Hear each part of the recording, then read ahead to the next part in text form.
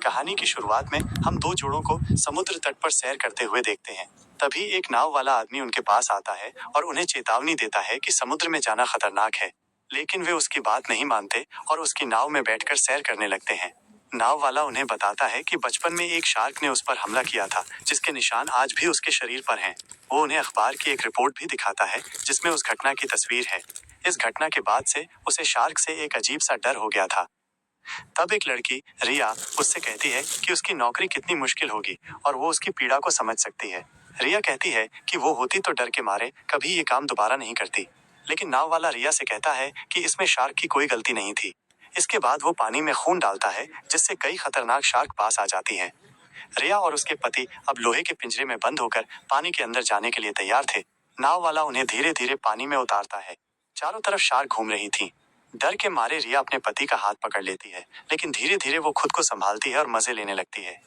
जब उन्हें एहसास होता है कि शार्क उनसे दूर हैं और उन पर कोई खतरा नहीं है, तो उनका डर खत्म हो जाता है।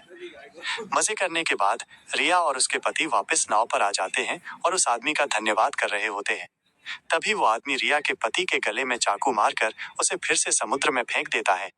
रिया डर के मारे चीखने लगती है, लेकिन वे समुद्र में इतनी दूर थे कि उसकी आवाज कोई नहीं सुन सकता था। रिंकी की कहानी।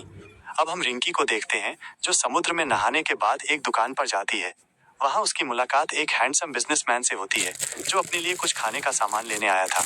वो रिंकी से मदद मांगता है, लेकिन वो मना कर देती है क्योंकि वो लोगों से दूर रहना पसंद करती है। रिंकी के पास एक बड़ी वैन थी जिसमें वो रहती थी। जब रिंकी पार्किंग में पहुंचती है, तो वो देखती है कि उसने अपनी वैन में आइसक्रीम छिपा रखी थी। वो चुपके से उसे खाने लगती है। तभी वही बिजनेसमैन फिर से उसके पास आता है और मदद मांगता है। रिंकी फिर से मना करती है, लेकिन वो आदमी उसे धमकी देता है कि अगर उसने मदद नहीं की तो वो सबको बता देगा कि उसने दुकान से आइसक्रीम चुराई है। रिंकी बहुत नाराज होती है, लेकिन माहौल बिगड़ता देख वो आदमी तुरंत अपनी बात बदल लेता है और शरीफ बनने की कोशिश करता है। वो कहता है कि वो कई दिनों से धूप में पैदल चलकर आया है और उसे अपनी कार तक जाने के लिए लिफ्ट चाहिए। रिंकी कुछ देर सोचती है और उसकी बात मान लेती है। गाड़ी में बैठे बैठे दोनों एक दूसरे से खूब बातें करते हैं और उन्हें एक दूसरे से प्यार हो जाता है। रात में रिंकी की वैन एक घर के पास खड़ी होती है और वो दोनों वैन के अंदर प्यार कर रहे होते हैं। उसी दौरान वो लड़का बिना सोचे समझे एक चाबी वैन से बाहर फेंक देता है। वो चाबी उसकी सर्फिंग बोर्ड के काम आती थी। वो लड़का रिंकी से कहता है कि भगवान ने शायद उन्हें एक दूसरे से मिलाने के लिए ही मिलाया है। लेकिन रिंकी एक जगह पर रुकने वाली लड़की नहीं थी और वो उसके घर के अंदर भी नहीं जाती। वो सिर्फ अपनी वैन में ही रहती है। वो लड़का रिंकी से बहुत प्यार करने लगा था, इसलिए वो उसके लिए खाना बनाने चला जाता है। लेकिन जब तक वो खाना लेकर आता है, रिंकी अपनी वैन लेकर जा चुकी होती है। ये देखकर वो लड़का बहुत दुखी हो जाता है। एक भयानक मोड़। इसके बाद रिंकी समुद्र में नहाने के लिए एक बीच पर जाती है। अपनी गाड़ी पार्क करने के बाद वो अपनी नाव में चाबी लगाने के लिए दौड़ती है, लेकिन उसे चाबी नहीं मिलती। उसे याद आता है कि लड़के ने वो चाबी फेंक दी थी। तभी वो पास में खड़ी एक गाड़ी देखती है और उसमें चाबी ढूंढने लगती है। तभी एक लड़का उसके पीछे आता है और वो डर जाती है। जब वो पीछे मुड़कर देखती है, तो सामने वही नाव वाला खड़ा होता है जिसने पहले रिया के पति को मारा था। वो मुस्कुराते हुए बिना कुछ पूछे रिंकी को एक चाबी देता है और कहता है कि उसके पास ऐसी बहुत सारी चाबियां हैं। वो अकेले समुद्र में नहाने की रिंकी की हिम्मत की भी तारीफ करता है। रिंकी उसका धन्यवाद करती है और अपनी नाव ठीक करने लगती है। उसी समय वो लड़का रिंकी के मोबाइल पर खाने की एक तस्वीर भेजता है और मैसेज में पूछता है कि क्या वो उसके साथ समुद्र में नहाने के लिए आएगी। इससे पहले कि रिंकी जवाब देती, नाव वाला पीछे से आकर उसे बेहोश कर देता है और अपने साथ ले जाता है।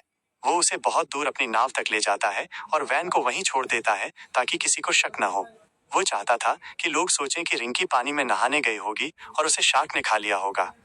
दूसरी तरफ वो लड़का रिंकी को ढूंढता हुआ बीच पर आता है, लेकिन वो उसे कहीं नहीं दिखती।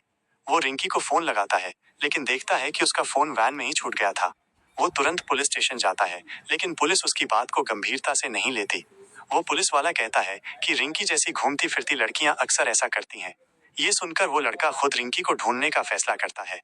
रिंकी की आंख खुलती है तो वो खुद को नाव के नीचे वाले हिस्से में पाती है, जहां उसे एक बिस्तर से बांधा गया था।